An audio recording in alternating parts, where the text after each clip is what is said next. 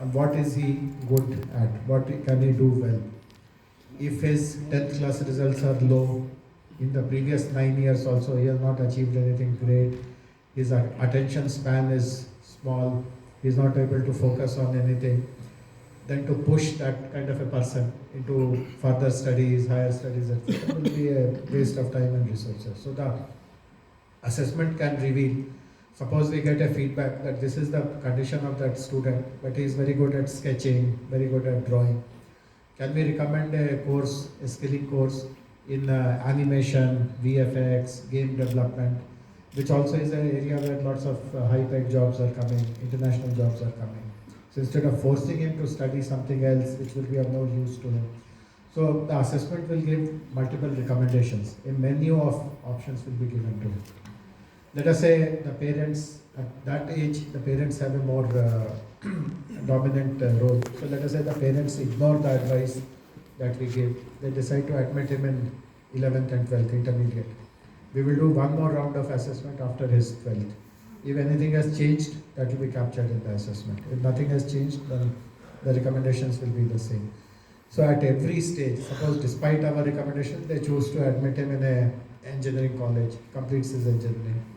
He has acquired no skills, no knowledge, but obviously he is a young person, he has to be given a career opportunity. We will evaluate him the third time.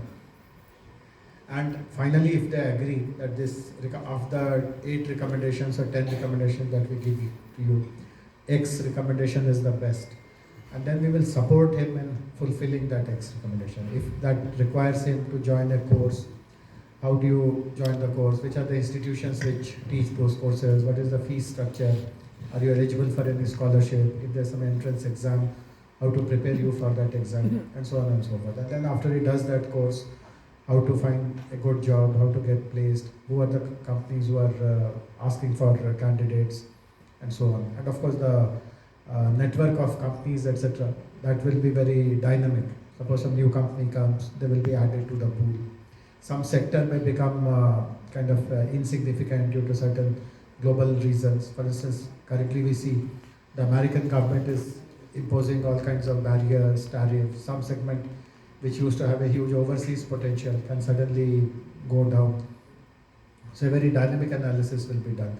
And this is the way we will ensure that every student gets personalized attention on what his true potential is, what he can do, help him access the best courses of that, help him complete those courses successfully and find a good placement, or if he wants self-employment, guide him with a business plan, and so on and so forth.